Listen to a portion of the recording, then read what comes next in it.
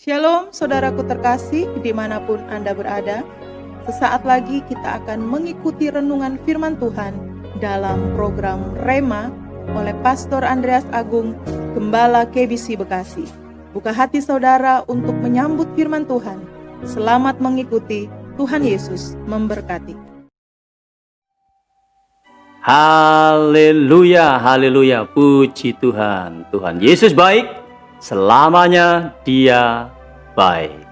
Berjumpa lagi dengan saya dalam program Rema, sebuah program rohani yang dirancang agar hati dan pikiran kita terus terkoneksi dengan firman Tuhan. Karena itulah kunci di mana iman kita bisa bertumbuh dan kita bisa mengalami kehidupan Kristen yang berkemenangan setiap hari. Haleluya. Dan dalam program ini kita akan belajar firman Tuhan secara praktis dari Matius sampai Wahyu. Hari ini kita sampai pada seri 77 dan kita akan belajar dari Matius 9 ayat 32 sampai dengan 34. Namun saya hanya akan membaca ayat 32 dan 33. Demikian firman Tuhan. Sedang kedua orang buta itu keluar, dibawalah kepada Yesus seorang bisu yang kerasukan setan. Dan setelah setan itu diusir, dapatlah orang bisu itu berkata-kata. Maka heranlah orang banyak, katanya, yang demikian belum pernah dilihat orang Israel. Bisakah orang Kristen kerasukan setan? Itulah tema Rema seri 77 hari ini. Memperhatikan ayat 33, kita bisa mengerti bahwa orang ini tidak bisu dari lahir dan bukan juga karena sakit penyakit, tetapi karena setan menguasai hidupnya sehingga dia bisu. Terbukti setelah setan itu diusir oleh Yesus, maka orang itu bisa berkata-kata dan normal kembali. Fakta berikutnya dari konteks ini adalah orang bisu ini bukanlah salah satu dari murid Yesus, tetapi orang awam. Kalau ditarik pada konteks sekarang, bukan orang Kristen. Bisakah orang Kristen kerasukan setan? Mari kita jawab pertanyaan ini. Jawaban saya adalah bisa dan tidak. Setan bisa merasuki hidup orang Kristen yang duniawi. Orang Kristen yang hidupnya secara duniawi dan tidak bertobat dari dosa-dosanya. Setan tidak bisa merasuki hidup orang Kristen yang rohani.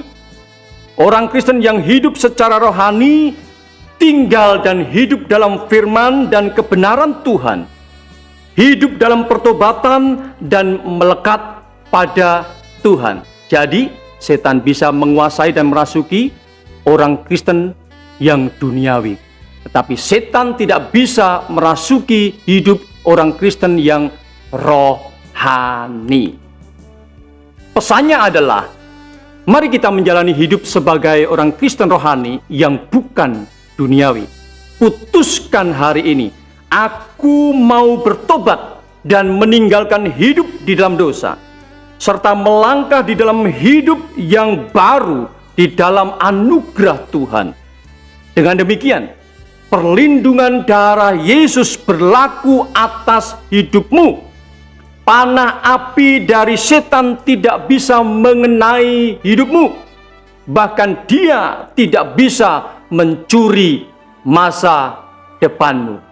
Saudaraku, mari menjalani hidup sebagai orang Kristen yang rohani, yang hidup dan tinggal di dalam firman dan kebenaran Tuhan dalam pertobatan setiap hari. Haleluya. Mari kita berdoa. Bapa di surga, terima kasih buat firman-Mu mengingatkan kepada kami agar kami menjalani hidup kami sebagai orang Kristen yang rohani. Hidup kami hidup di dalam kebenaran firman-Mu, di dalam anugerah-Mu dan dalam pertobatan setiap hari, hidup dalam hubungan yang intim dengan Tuhan, melekat terus kepada Tuhan. Dan kami percaya ketika kami melekat terus kepada Tuhan, maka perlindungan darah Yesus berlaku atas hidup kami dan keluarga kami. Haleluya. Kesempatan yang indah ini aku berdoa. Saudaraku, engkau yang sakit, percayalah dengan imanmu, Tuhan Yesus menjamahmu dan menyembuhkanmu dalam nama Yesus. Engkau sembuh. Yang lemah dikuatkan, yang susah dihiburkan, yang ada dalam pergumulan diberikan kemenangan. Dalam nama Yesus aku berdoa. Haleluya. Amin. Saudaraku, sekali lagi saya ingatkan, mari kita menjalani hidup sebagai orang Kristen yang rohani, melekat terus pada Tuhan. Haleluya. Amin. Kita telah mengikuti penyampaian firman Tuhan dalam program Rema. Jika saudara rindu mendapat pelayanan lebih lanjut dalam konseling dan doa, serta rindu mendukung pelayanan kami, silakan hubungi nomor WA 0898 6847 386 dan 0812 9332 7912. Sampai berjumpa kembali dalam seri berikutnya. Tuhan Yesus memberkati.